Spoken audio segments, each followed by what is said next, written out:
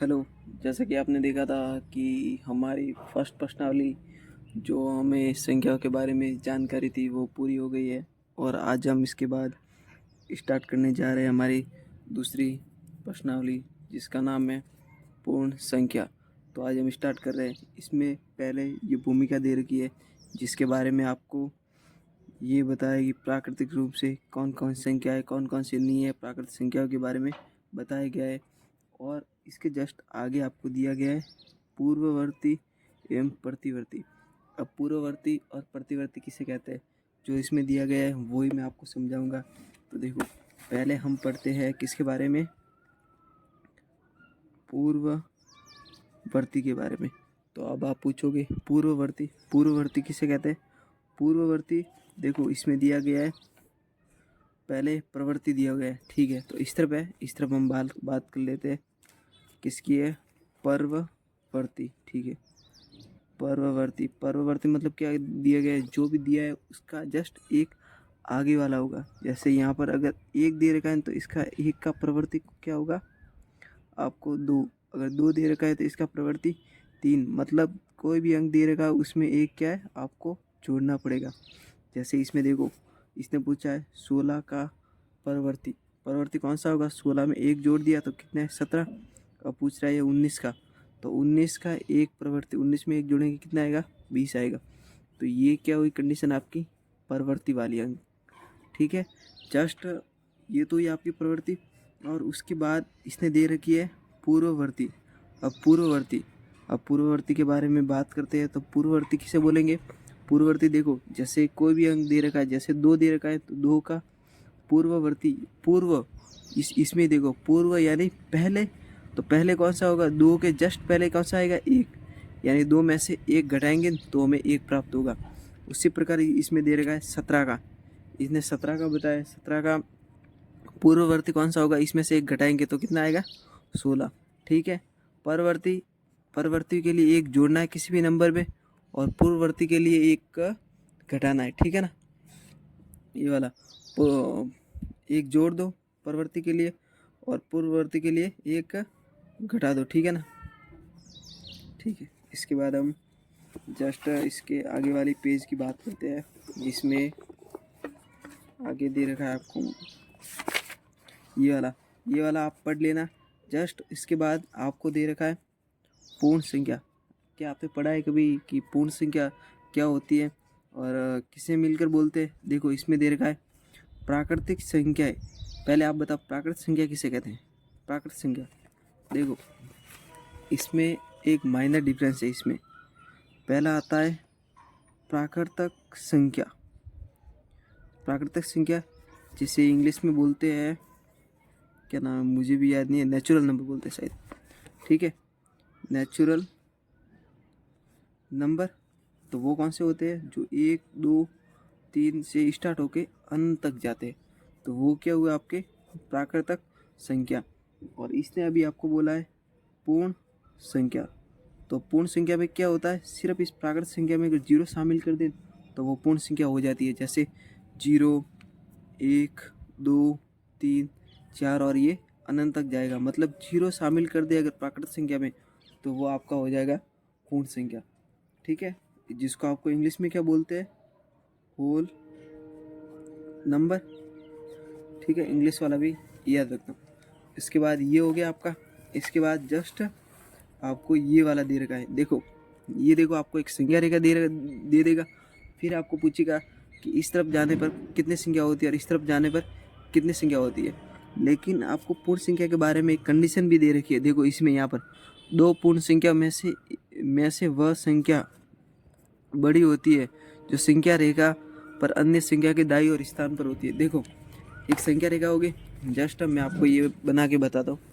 ये वाली जैसे मान लिया हमने, ये है हमारी संख्या रेखा, ठीक है ना, ये वाली। तो ये स्टार्ट हो गई यहाँ से 0 से 1 2 3 और ये 4 तक, हमने 4 तक संख्या रेखा बताई। अब ये लाइन बोल रही थी कि जो ये वाली संख्या रेखा है वो अपने इस तरफ स्थित होगी, इससे बड़ी होगी। ऑब्वियसली बड़ी होगी क्योंकि ये 4 है और ये 3 है। देखो इसने एक बार वापस पढ़ते हैं, दो पूर्ण संख्याओं में से वह संख्या बड़ी होती हैं जो संख्या रेखा पर अन्य संख्या के बाई ओर होती है। जो संख्या रेखा पर अन्य संख्या के किधर होती है, दाई ओर। ये वाला देखो दाई ओर स्थित होती है, ठीक है ना, याद रखना। फिर इसमें हो गया, फिर इसमें आपको कुछ नहीं करना। फिर इसके बाद आपको दिया गया है संख्या रेखा पर योग। तो अब इस संख्या रेखा पर योग देखेंगे तो ये वाली संख्या रेखा देखो, मैं आपको बताता हूँ। इसमें देखो ये संख्या रेखा है। जैसे अब आपको बोल देगा कि दो संख्या रेखा पर आपको जोड़ के बताना है, तो पहले हम एक लाइन बनाएंगे। यहाँ से स्टार्ट कर ले 0 1 2, ये हो गए 3, ये हो गए 4, ये हो गए 5, ये हो गए 6। जैसे अब देख लो, पहले संख्या रेखा पर नंबर कौन सा दे दिया आपको, 1। फिर आपको बोलेगा संख्या रेखा पर 2 स्थान आगे कौन सा होगा, मतलब 2 जोड़ने हैं, कितने हुए, 1 और 2 कितने हुए, 3। मतलब एक स्थान ये और एक स्थान ये 2 स्थान जोड़ेंगे इसमें तो कितना आएगा, 1 और 2 कितना हुआ, 3। इसमें भी 3 आ रहे और इससे ऐसे भी जोड़ेंगे तो भी हमारे कितना आ रहे, 3 ही आ रहे, ठीक है ना। फिर ये देखो इसमें संख्या रेखा पर इसने पहले 3 से प्रारंभ किया, फिर 3 से एक एक करके जोड़ता गया। पहले 4 पर गया, फिर 5 पर गया, फिर 6 पर गया, फिर 7 पर गया, ठीक है ना। ठीक है, फिर आगे चलते हैं। फिर संख्या रेखा पर वैकलन भी आ गया। देखो अब इस वैकलन मतलब क्या होता है, घटाना। मतलब सिंपल सा कोई आपको एक नंबर दे रखा होगा, उसमें से आपको पूछेगा कि इसमें से 2 घटा दो, इसमें से 3 घटा दो, तो वो वाला है। तो जस्ट इसने देखो पहला नंबर दे रखा है, इसने 7 वाला था। अब इसने बोला कि 7 में से माइनस के 5 घटा दो, मतलब 5 कदम आप पीछे आ जाओ। तो देखो पहले इस तरफ से यहाँ पर आए, ये वाला कौन सा हुआ, फर्स्ट कदम। फिर यहाँ पर आए, ये वाला कौन सा हुआ, सेकंड। ये वाला थर्ड, 4 और 5, मतलब यहाँ पर आएंगे। और ऐसे भी 7 में से 5 जाते हैं तो कितने बचते हैं, 2। तो आपका कितना है, 2 प्राप्त हुए यहाँ पर भी, ठीक है। ये हो गया वैकलन। अब गुणा, और गुणा में कैसे होगा, देखो ये आपकी संख्या रेखा बनी हुई है 12 तक। अब हम करेंगे, पहले देखो 4 को 3 से गुणा किया है, तो आप ऐसे भी कर सकते हो। देखो मैं आपको बताता हूँ, ये वाला 4 को 3 से गुणा किया संख्या रेखा पर, है ना। हम गुणन का देख रहे हैं, तो आप उसको ऐसे भी कर सकते हो, या तो 3 के टुकड़े कर दो संख्या रेखा पर, फिर 3 के पार करते चलो, या फिर 4 के टुकड़े कर दो, तो फिर 4 को पार करते चलो। ऐसे भी कितने आएंगे, 12 ही आएंगे। और ऐसे भी कितने आएंगे, 12, 4 और 4 8 और 4 12 हुए। जैसे देख लो यहाँ पर है, ये संख्या रेखा बनाई हमने, ये वाली और ये वाली। कहाँ से स्टार्ट की, 0 1 2 3 4 5 6 7 8 9 10 11 और ये 12। अब देखो 3 का बनाएंगे, तो यहाँ से हम थे, यहाँ से थे, यहाँ पर थे, तो हमने बनाए 1 2 3। यहाँ से ये 3 गए, फिर 1 2 और 3, ये 3 गए। तो फिर देखो यहाँ से यहाँ तक पहुँचे, देखो 3 का।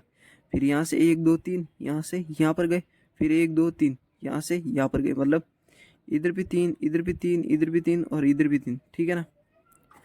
तो भी कितने आ रहे हैं आपके, 12 ही आ रहे हैं। या फिर एक संख्या रेखा बनाई जिस पर हमने ये 0 1 2 3 4 5 6 7 8 9, ये हो गया 10, ये हो गया 11 और ये हो गया 12, ठीक है ना। अब इसमें देखो हम संख्या रेखा पर 4 से चलेंगे। ये देखो 4 पर चले, फिर 4 कदम, 1 2 3 4, ये 4 कदम, फिर 1 2 3 और 4, ये 4 कदम। कितने आ गए, इधर भी 4, इधर भी 4 और इधर भी 4, कितने आ गए, 12 आ रहे। तो भी मतलब ऐसे चलो या ऐसे चलो, संख्या रेखा पर क्या होगा, आंसर आपका सेम आएगा, ठीक है ना। फिर इसके जस्ट आगे ये हो गया हमारी गुणन प्रक्रिया। अब इसके बाद हम नेक्स्ट वीडियो में बात करेंगे, ठीक है ना।